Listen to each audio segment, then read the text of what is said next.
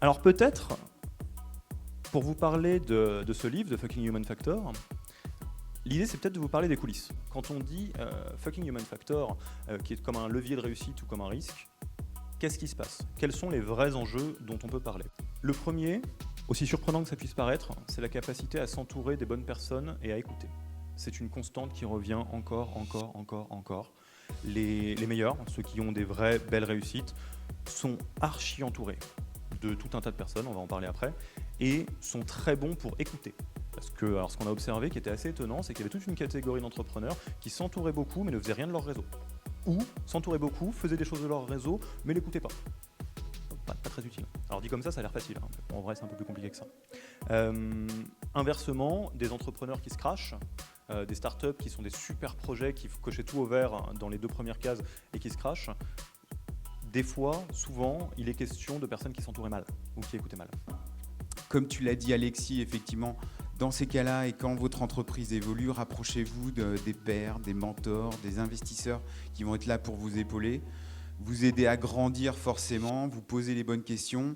Je rajouterais même que souvent il est important de prendre la température et l'avis des collaborateurs qui sont souvent force de proposition, qui voient de l'intérieur l'organisation et qui peuvent apporter au final beaucoup de choses. Deuxième, aligner les individus clés. On parle énormément d'alignement dans notre métier, c'est une notion qui revient beaucoup. En fait, c'est pas pour rien. La raison, elle est assez logique, hein. Je fais l'analogie du bateau. Dans un petit bateau qui a la merci de à peu près tous les vents disponibles, si vous ne ramez pas dans le même sens, ça va être problématique. Et plus vous êtes important quand vous êtes en train de ramer, plus c'est problématique. Donc on va retomber sur l'alignement entre associés, bien évidemment, l'alignement avec les investisseurs, on n'en parle pas assez, l'alignement de l'équipe, donc les fameuses notions de culture, de valeurs qui sont en fait des outils d'alignement. Le troisième enjeu clé, c'est la question de l'équipe.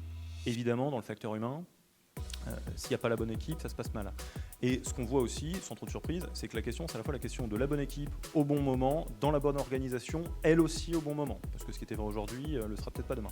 Effectivement, une fois qu'on a défini la bonne organisation pour passer de 10 à 20 personnes, pour tenir ses premiers objectifs, une fois qu'on a défini cette organisation, c'est forcément mapper les compétences, voir ce qui est réalisable, voir là aussi où il y a des trous dans la raquette.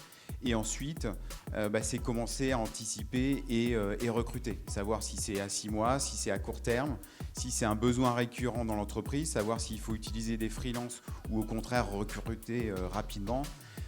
Et après, si on décide de recruter, plus vous allez anticiper vos recrutements, plus vous allez préparer vos recrutements, plus derrière vous allez quelque part les réussir.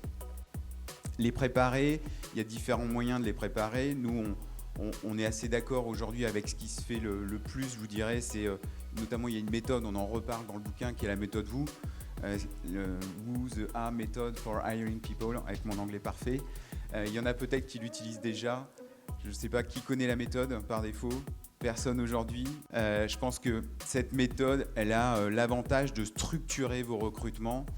C'est un livre qui a été écrit aux États-Unis, mais elle a cet avantage de vraiment structurer sur l'ensemble, de bien définir les missions qui sont allouées, les objectifs que vous avez envie de mettre en place et derrière d'aller chercher les compétences en adéquation avec les hard skills, les soft skills et du coup tout le processus de recrutement qu'il faut mettre en place pour performer dans ces recrutements.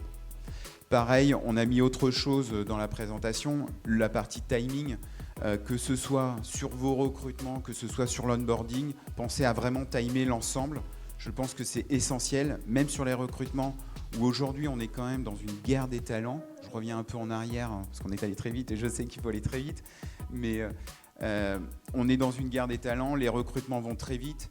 Il y a encore 5 ans, il y avait 11 000 startups qui avaient du mal à se financer. Aujourd'hui, il y a plus de 20 000 startups. On sait qu'on bat des records d'année en année sur les financements.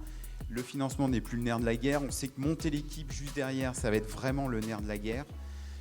Et donc, il va falloir être encore plus rapide en 2020 qu'on l'a été en 2019.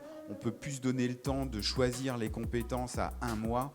Mais aujourd'hui, en moins de 10 jours, il faut être capable de donner une réponse à un bon candidat. Le quatrième, il est très compliqué, donc on prendra un temps particulier pour bien explorer les nuances. C'est choisir la bonne relation à son travail. Je vais vous la faire courte. Quand vous êtes fondateur de votre startup, si vous faites un maxi burn-out, la boîte a beaucoup de chances de ne pas s'en remettre. Et ça a l'air d'être quelque chose d'un petit peu flottant. En fait, en réalité, les entrepreneurs sont beaucoup plus exposés à ce genre de problématiques et à des problématiques donc, de mauvaises relations au travail que les autres. Le dernier, un peu particulier, c'est le sujet de leadership. Oui, évidemment, il est question d'un bon leadership, mais la nuance qu'on a trouvée, c'est un bon leadership, c'est avant tout un leadership qui est accessible à qui vous êtes. La mauvaise pratique du leadership, c'est de lire un petit peu la success story de un tel, une telle, et de se dire bon, bah, je vais faire tout pareil.